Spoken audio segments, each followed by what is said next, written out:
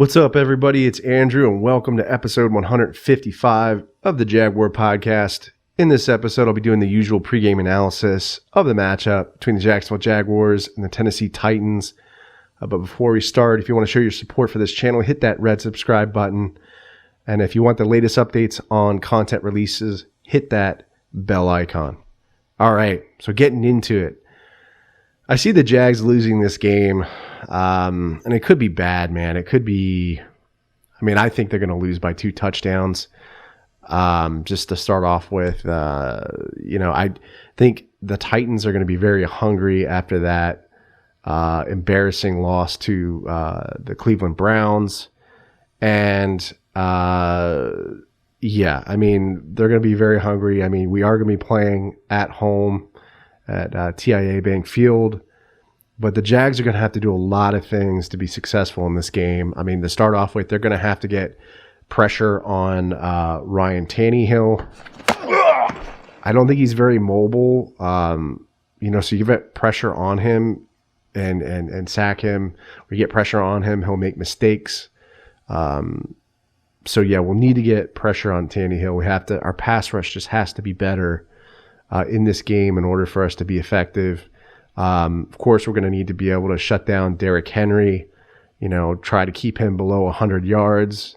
We're actually able to do that in our first game against the Titans, but it seems like everything has gone downhill since then. We've been okay against the run, but we're going to need to minimize Derrick Henry in this game. We're also going to need to be able to shut down their passing attack. They have a lot of weapons. Their wide receiver core is really good. They have A.J. Brown, Corey Davis, Adam Humphrey. So we're going to have to, play tight coverage on them and limit them. Jags are also going to have to be able to run the ball effectively in this game. It's really going to have to be smash mouth football for them. So James Robinson has to get going.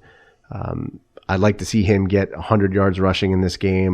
He only got about 74 in the last game against the Vikings, but we have to get him going, tire out that defense, and then, maybe go play action with Glennon, kind of mix it up a little bit. Glennon will be getting the start again despite his bad performance against the Vikings, which is, it's a little disheartening because I wish we got to see Gardner Minshew, in this game.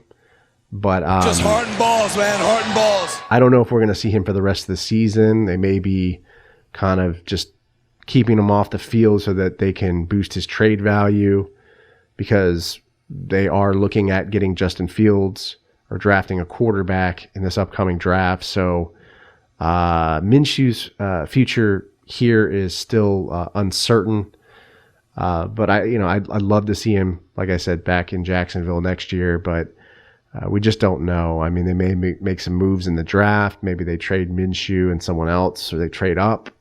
I don't know yet, but we'll see what happens. I'd like to see DJ Chark, Chenault, and Colin Johnson get going in this game. Maybe we see Gruden call some wildcat plays where Chenault takes the snap. He did a really good job on the ground. He had 3 carries for 30 yards against the Vikings. So Chenault is just a beast. Has done very well for us, and it looks like he's going to be a very promising player. So I say get the ball to Chenault. Get the ball to Colin Johnson. We also have Keelan Cole, who's kind of quiet against the Vikings. We didn't see him much. DJ Chark, got to see him get going again, get open. We're going to have to minimize the turnovers in this game as well. We turned the ball over a lot in the game against the Vikings. Glennon had a fumble. He threw 2 picks. He took a sack, which ended up being a safety. So, the offensive line has to play better.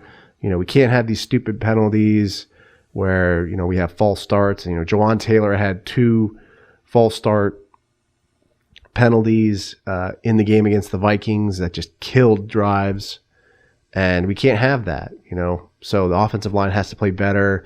Brandon Lindner ended up going down in the game against the Vikings. So I think it's uncertain whether we'll see him in the game against the Titans. So we may be seeing Tyler Shatley, who was filling in at center. This game, it could be another interesting one to watch if the Titans kind of sleep on the Jaguars, because I felt like the Vikings and the Browns kind of slept on the Jags in the previous two games. So who knows? But I think the Titans are going to be hungry. They're going to be licking their chops coming into this game because they lost last week. And so it could be a rough one. Like I said, I see the Jaguars, losing this game by 2 touchdowns. So, my prediction was probably like a 28-14 Titans. But, if the Jaguars just don't show up on defense and, just lay an egg, it could be, a blowout. So those are really my predictions. I hope I'm wrong. I hope Jacksonville, wins. And if they win, I hope the Jets win too. So we're still in the running for a good draft pick. But let me know how you feel about this upcoming game. Leave me a comment on the YouTube video or podcast episode. Subscribe to the channel again, like I said. Show some support for the channel. Stop by Apple Podcasts. Leave me a review. It always helps me when I put these episodes together. Stop by the live stream as well. We'll be doing that on Sunday. Stay safe, stay sane, stay healthy. Go Jags, and I'll see you next time.